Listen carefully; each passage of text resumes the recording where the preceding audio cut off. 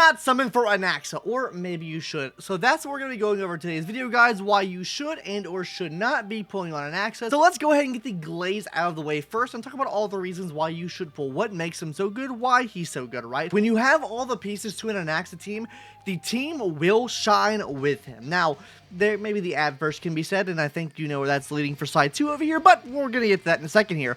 Number one thing, guys, the Herta buff, or the Herta teams in general, right? So, as you know, or how Mr. Anaxa works, guys, basically whenever you have another erudition character on the team, you will be getting a 50% damage bonus for that full team. That means he's giving the Herta a 50% damage bonus, and the Herta will be giving him an 80% crit damage bonus because he does lose the massive crit damage bonus he gives himself whenever you have an extra erudition unit on the team. So this kind of makes up for it in a way and then gives extra damage buffs for the team. Ayo, absolutely amazing. So next up here, guys, will be Tribby, and Tribby can be used in both teams. That means she can be used in a the Herta team or the Herta dual DPS team and a hyper carry team with him as well. But why is she so important? First of all, she's an AoE sub DPS where he does do some AoE S damage. She's very random attacks. She gets guaranteed basically AoE attacks off every time you launch an ult off, so it's really, really good there for getting some extra damage out. Also getting extra hits on enemies, and considering all the enemies will have all the weakness types on them, you'll just be breaking the enemy shield down that much faster. And also, guys, the debuffs that she provides are absolutely amazing for him, so we can go ahead and check that out right here. So as you can see here, guys, the buffs that Anaxa has on hyper carry teams or the Herta dual DPS teams, where he might not have that on other dual DPS teams, we'll talk about that in a second here.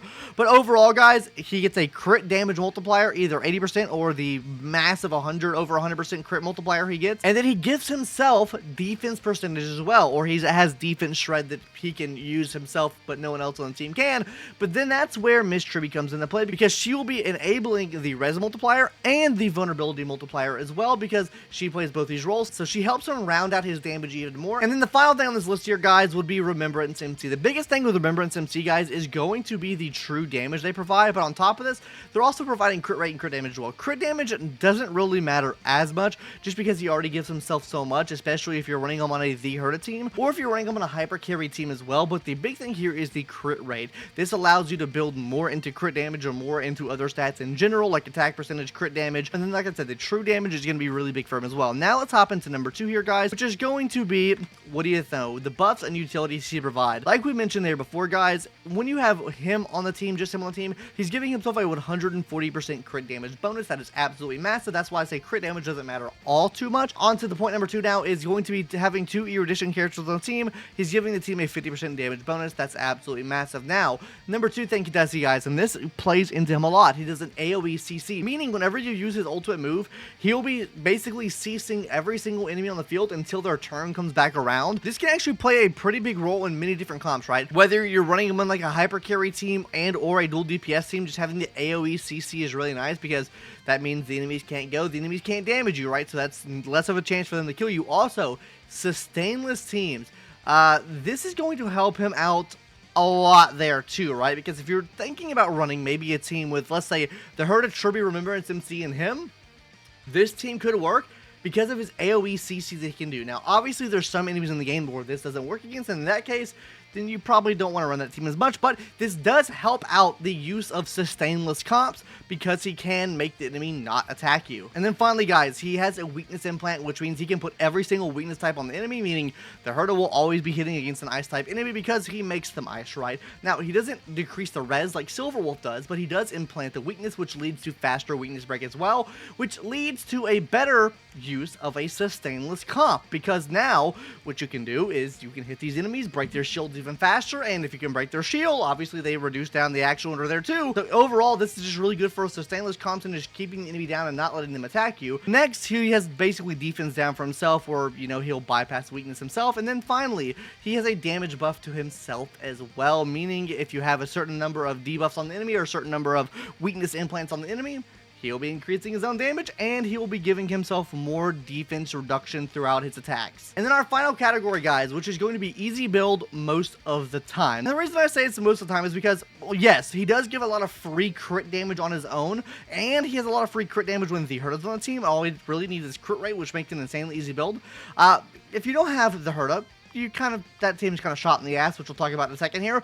Number 2, guys, he has a lot of free play light code options. Like, honestly, If you use the event light cone, that is the second best in slot light cone in the game right now. So Ayo, absolutely massive. We love to see when there are free to play options that don't absolutely suck ass. So I love to see that he has some capability here with using a free to play light cone. And then finally, a lot of relic set options. Whether you want to run this eagle set right here, whether you want to run the erudition set here, you can run that as well. Hell, you could probably even run the pioneer in the deep water, right? If you have some debuffers on the team, like Tribby, for example, you can get this off as well and increase crit rate, crit damage. So all in all, guys, like, I mean, like, there are a lot of different set options you can run, and those are pretty easy farms, except for the win set. Win set's kind of ass. But that does kind of lead us on to our next section now, why you should not be pulling on Anaxa. Subscribe to the channel. Yeah, before we actually hop into the why you should not pull, go ahead and hit that subscribe button now, gamers. I would really appreciate it. And we're going to have banger videos coming out like this video right here. Why you should wait through this version and not pull an accident and wait for, you know, Cypher and the other girl. I don't know her name, right?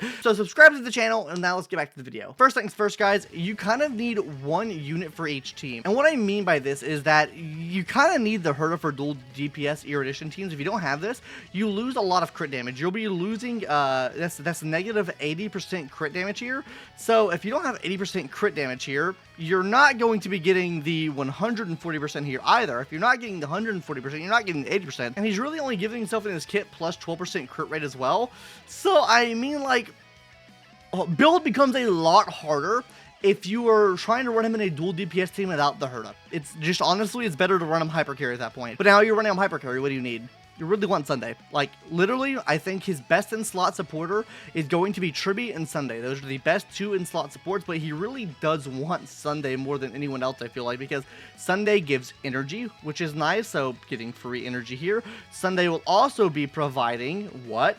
Oh yeah, that's right. He'll be providing crit damage as well. What does also he provide? He provides crit rate as well, so that makes the build that much easier there. He'll also be providing a damage increase again, which honestly doesn't really matter all too much in the grand scheme of things, but he'll also be giving you an extra skill point or free skill point refunds every single turn. He also advances your action immediately as well, so like he's doing a lot of things for him that he really needs, right? The more actions he has, the more energy he can gain, the more energy he can gain, the more ult he can use, the more ult he can use, the more damage he can do, the more damage he can do.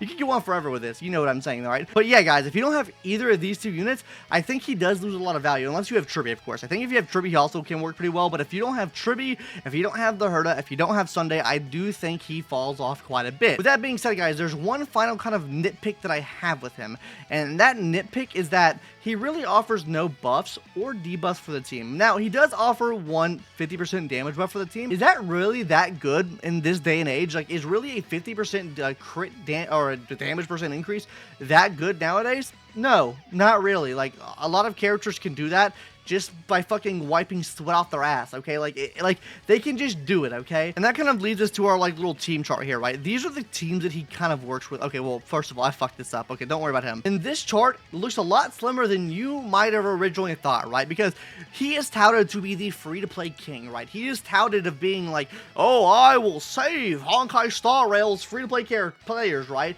While I do think he is a very free-to-play friendly unit, I don't think he's the best free-to-play friendly unit coming. Also with this, like, you kind of want Hua Hua because Hua Hua gives him energy. He needs energy to pop his ult off. So, yeah, really good, right? What does she provide? Free crit rate, right? The more free crit rate you can have, that leads into more damage because that means you can build more into crit damage or whatever the case may be, right?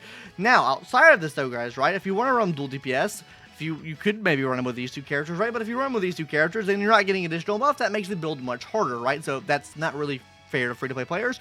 So that kind of eliminates the whole second part of its kit. I feel like, genuinely, I feel like the second part of this kit is a pump fake if you don't have the Herda. If you do not have the Herda, getting that extra, you know, that extra 50% damage bonus does not matter at fucking all. And to quickly go over why I don't think this matters at all is because he is a sub DPS on that The Herda team.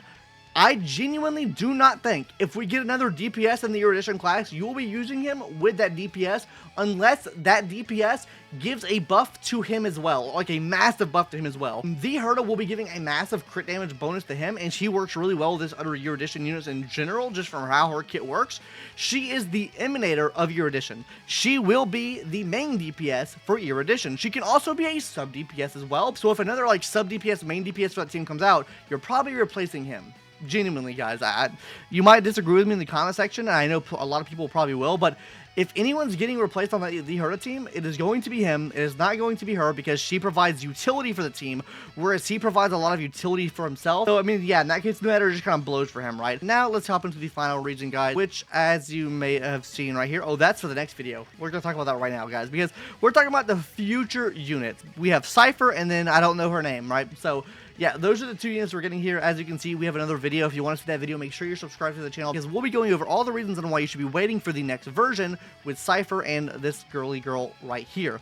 Realistically, guys, these characters, I feel like if we're talking about future-proof ability, genuinely, guys, I feel like Cypher has it. Now, I'm not going to go into detail here because this video has been going on for too long already. If you want to see my real thoughts on that, then watch the other video and subscribe to the channel. But overall, I do feel like future-proof ability that she has that, and I feel like she has much more utility than he has. My problem with him is that he is a main/sub DPS with not much utility for the team, whereas she's a main/sub DPS with a lot of utility for the team, or more utility than he can provide anyways. And then finally, guys, her, I mean, she's a healer or a sustain character if you're new coming to the game. Sustainers will generally last on your account for a fucking long ass time, right? People are still using Locha, people are still using Fushwans to this day. And honestly, guys, these 2 characters here might play better with your account, depending on the characters you have on your account, because they all fit into 3 different missions here, right? He is the Herta support, she is a support for someone else, and she is a support for someone else as well, or they work in tandem with 3 different characters. So overall, guys, should you be summoning for Anaxa? My honest opinion on this is, I don't think he's a must pull. I think he's kind of a pump fake. I do like his design a lot. I like his ult a lot. I like how he works. I like everything he does as a main DPS right now, but I don't see the future-proof ability in him. He just doesn't offer enough for the team. He offers a lot for himself. He's very selfish with the buffs he gives for himself, that is. That I don't see him having that long future-proof ability. Whereas Cypher, I see someone having a much longer longevity. Well, hell, I even see the Herta having more longevity than him, just because of the fact that she provides a lot for the team in terms of a crit damage bonus, which helps with the overall build. Whereas he provides a crit damage bonus for himself, and then a damage bonus for the team, which kind of everyone gives that shit anyways. Anyways, guys, that's gonna do it for today's video, guys. I don't think he's a must pull. I think he will be decent for your account. I think he works very free-to-play friendly. I think he's very free-to-play friendly for your account. I just don't know how long he's gonna actually hold up on your account. So for that matter, guys, that's gonna do it for today's video. Hopefully you enjoyed. Subscribe if you haven't already, and I will see you in the next one. Later, bye-bye.